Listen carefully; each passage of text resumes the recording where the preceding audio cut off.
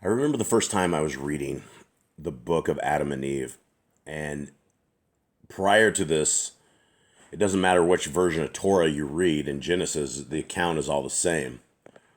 We get a little bit more when you read Joshua and Jubilees and some of the other extracurricular texts.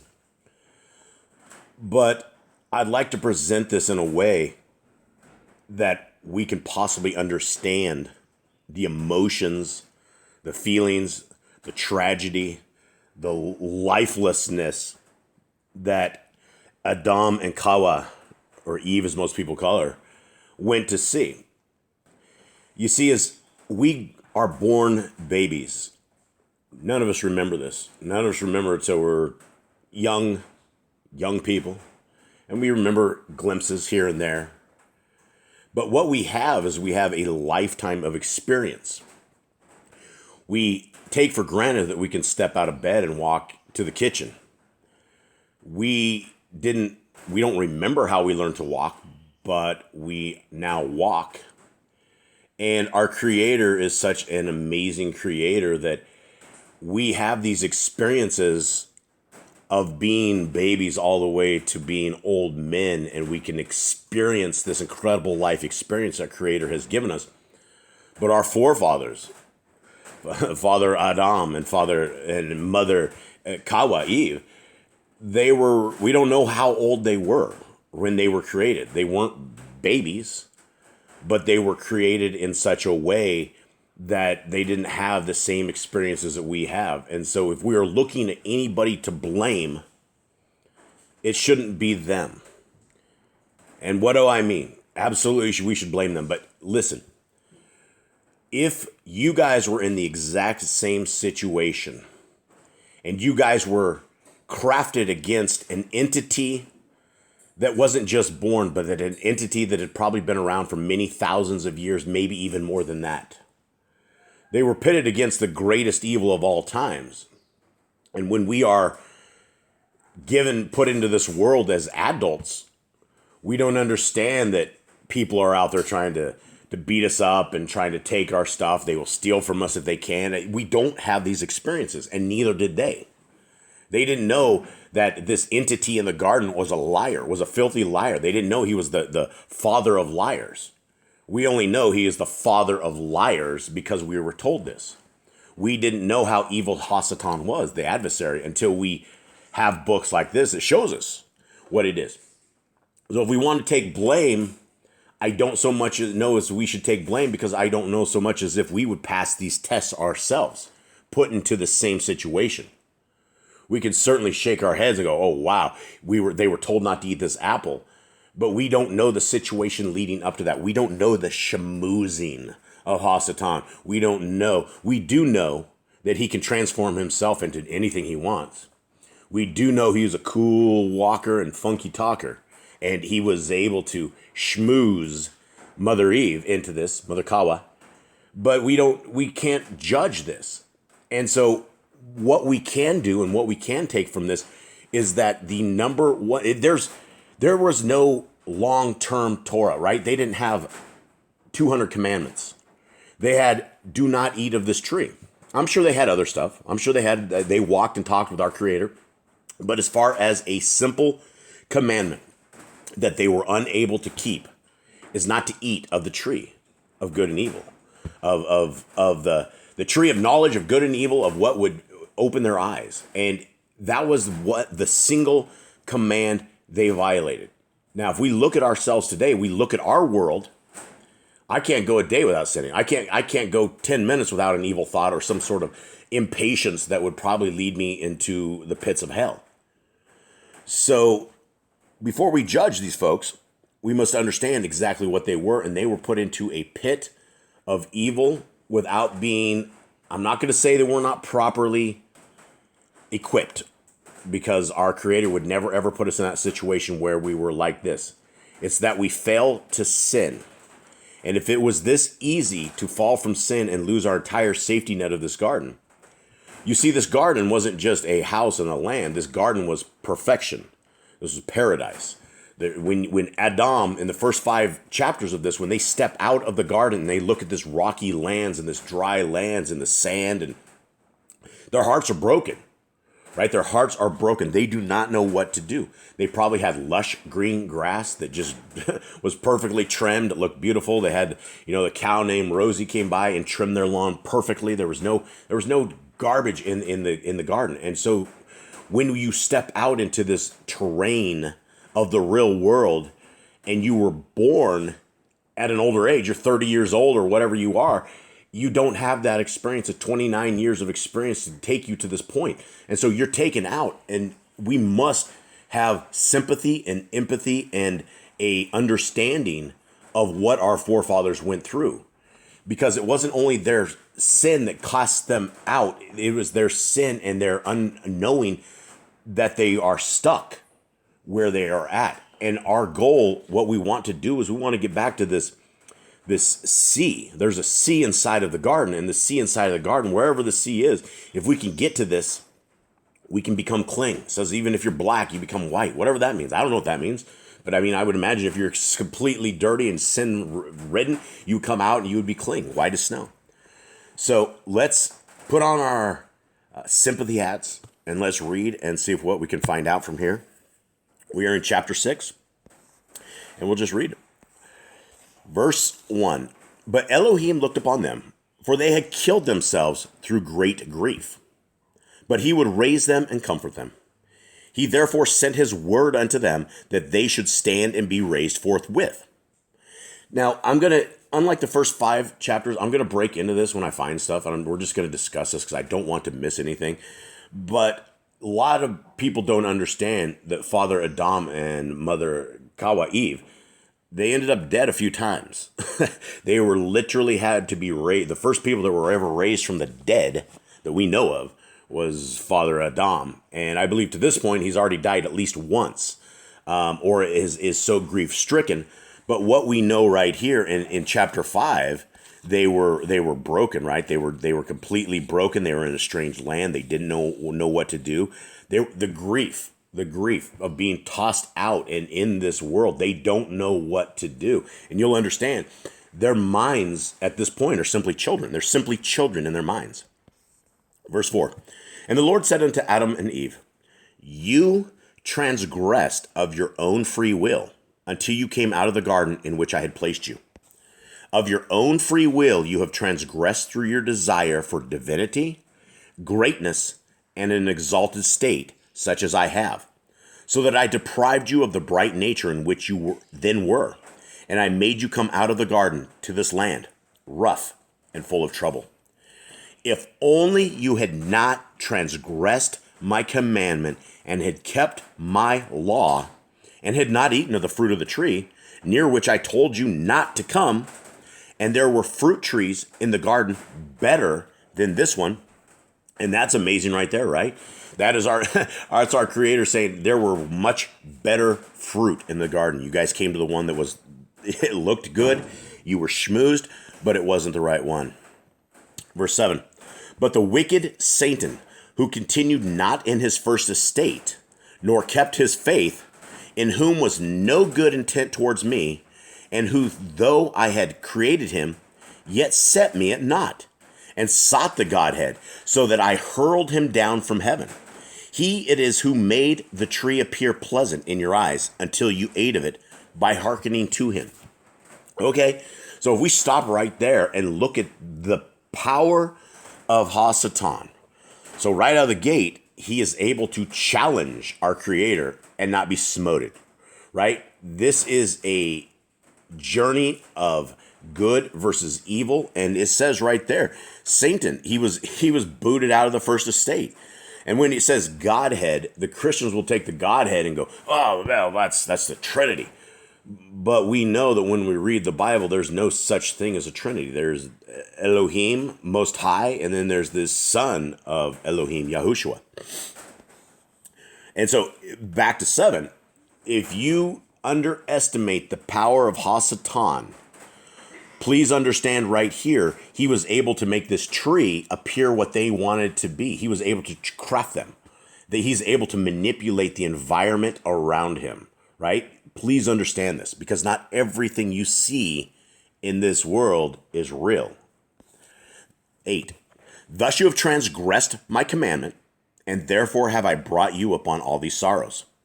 For I am Elohim, the creator. I am Yahuwah, the creator, who, when I created my creatures, did not intend to destroy them. But after they had sorely roused my anger, I punished them with grievous plagues until they repent. But if, on the contrary, they still continue hardened in their transgression, they shall be under a curse forever. Wow. So, guys, right here, when you're looking at things that, does this bode with the Torah? Is this possibly the word of Yah? Is this ordained for us to read today? Well, it says right here, and if all we get from this, that all we had to do was be with our Creator, right? Right there. Verse 8, they have transgressed my commandment. What commandment? Well, don't eat of the tree. Don't eat of the tree that I told you not to. But this commandment goes for every one of us today. Our Creator says, don't eat swine. But yet every Christian out there loves their swine. I had a guy quote me today in comments. He goes, oh, it's not what goes into man that pollutes them and violates them. And I'm like, well, that's good and dandy. That's what you can say, but that's not what the Bible says. It says we should not eat swine, but yet you guys have made it a meal. And then he quotes me, well, because I was a bit harsh. He quotes me, you need to love your neighbor as yourself. And I'm like, well, okay, we can take that verse, but let's not forget the very first part of that verse. That's only second part of the greatest commandments. Okay, if I love my neighbor as myself, I am loving you right now by telling you your soul is going to go to hell by your indulgence in swine. If there's only one commandment that got people booted out of the garden, imagine what your continual eating of pig would do. Because our Creator says, if you've transgressed my commandments, I will bring you all these sorrows. He also goes further on into 10 that says, if you continue to harden in your transgressions, and what is a transgression? It's violation of the law. It's violation of the law, statutes, and commands of our Creator. You transgress it when you eat swine or when you do evil stuff that is against the Torah. So, most people say, I don't care. Okay, well, look at the last part of verse 10. It says, they shall be under a curse forever. Oh, who's out there saying, raising their hand, who wants a curse? Oh, I do. Well, every time you put that swine to your lips, you're continuing on with the curse of whatever's happening to you. And I'm just using swine as the example because that's the candy of the Christians that they can't give up at all. Chapter 7. When Adam and Eve heard these words from Elohim, they wept and sobbed yet more. But they strengthened their hearts in Elohim because they now felt that the Lord was to them like a father and a mother. And for this very reason, they wept before him and sought mercy from him. Then Elohim had pity on them and said, oh, Adam, I have made my covenant with thee, and I will not turn from it. Neither will I let thee return to the garden until my covenant of the great 5 days and a half are fulfilled. Then Adam said unto Elohim, O Lord, thou didst create us and make us fit to be in the garden. And before I transgressed, thou madest all the beasts come to me, that I should name them. Thy grace was then on me, and I named every one according to thy mind. And thou madest them all subject to me. But now, O Lord Elohim, that I have transgressed thy commandment. Guys, it doesn't say commandments, right? We are falling under the persecution of the breaking the Torah, that we were booted out of our first home because we broke one commandment. Can you guys go through a day without breaking commandments? Remember, it's what out of the mouth, from in the heart, is what defiles a man. And the Christians will go, it's not what I put in the mouth. Right. Okay? But this is it.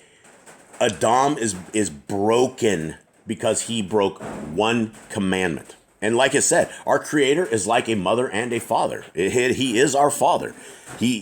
And that's why when we get spanked, we should appreciate the spankings.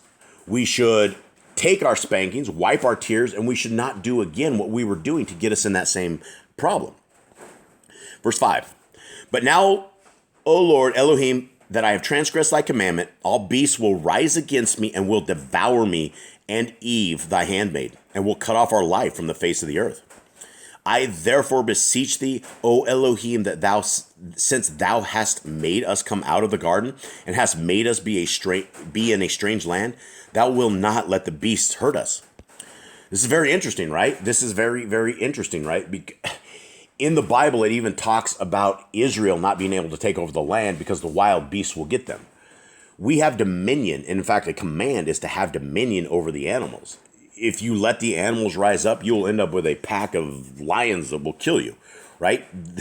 So Adam's, one of the very first things he's worried about right here is that all of these animals that he once had dominion over, and it even says in here, these animals used to talk. These animals didn't just come up to Adam and go with nothing. They came up, Adam, what is my name? What do you call me? And they left and like, oh, I'm a leopard. Oh, okay. Everyone, I'm a leopard. So there you go. Verse 7. When the Lord heard these words from Adam, he had pity on him and felt that he had truly said that the beasts of the field would rise and devour him and Eve, because he, the Lord, was angry with him on account of their transgression. With them too, on account of their transgression. Sorry.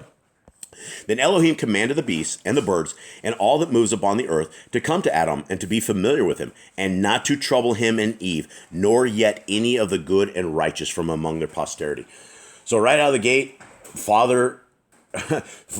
Dad Adam got with Father Yahuwah, and Yah said, okay, if this is your fear, let's just have the animals come. And so he basically had the animals come and made peace with them.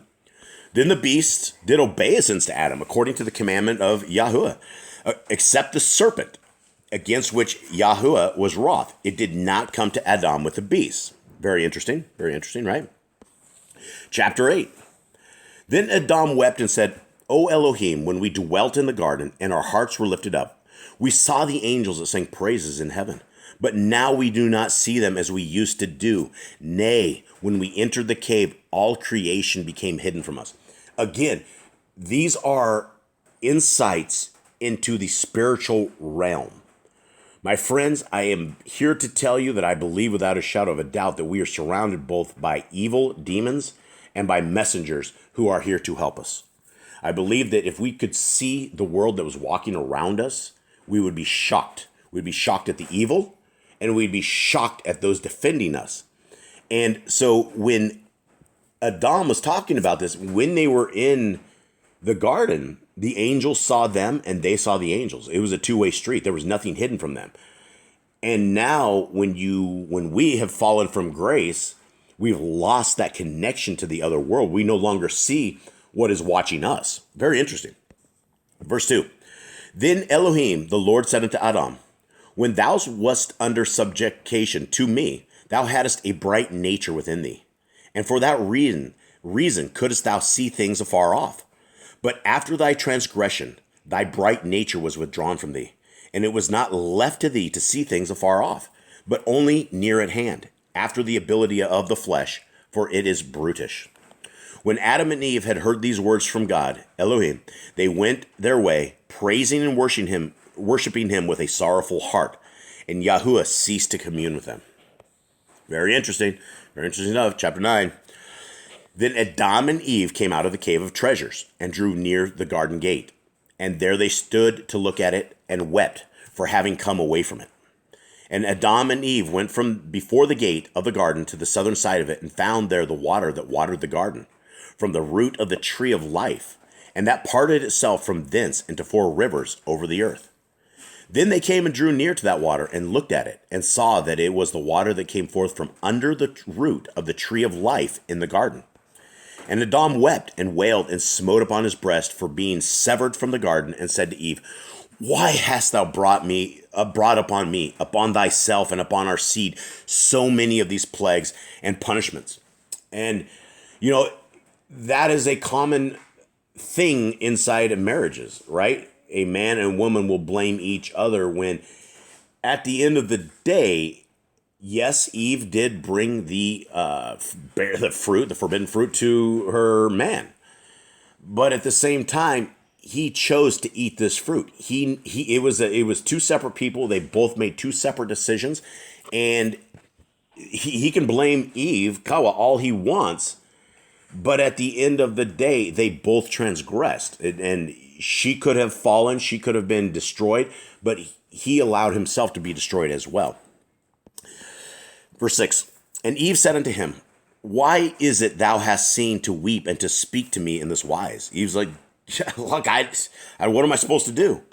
Verse 7, and he said to Eve, seest thou not this water that was with us in the garden, that watered the trees of the garden and flowed out thence? And we, when we were in the garden, did not care about it, but since we came to the strange land, we love it and turn it to use for our body. But when Eve heard these words from him, she wept. And from the soreness of their weeping, they fell into that water and would have put an end to themselves in it, so as to never again to return and behold the creation. For when they looked upon the work of creation, they felt they must put an end to themselves. And again, we are dealing with people growing up at a very fast rate. They are understanding good and evil, and they get it now, right? They understand it, and it is sad. Days and days and days and years, these people will weep, and they're very sad. These are very sad times indeed. So the account in the Bible that we get of, booted to the garden, it goes here, and there's Seth and the rest of everybody, and there was so much more in this, and we're talking thousands of years. I don't know about thousands of years, but we know there's lots of years. Okay, last chapter, and then we'll close on this one. Chapter 10. Then Yahuwah, Elohim, merciful and generous, looked upon them, thus lying in the water, and nigh unto death, and sent an angel who brought them out of the water and laid them on the seashore as dead. Then the angel went up to God, was welcome, and said, O Elohim, thy creatures have breathed their last. Well, they're dead again. Then Elohim sent his word unto Adam and Eve, who raised them from their death. And Adam said, after he was raised, O Elohim, while we were in the garden, we did not require or care for this water, but since we came to this land, we cannot do without it. Yeah, welcome to the human life existence, right? Try going a few days without water. They didn't have that in the garden, right? All of the human necessities they did not have.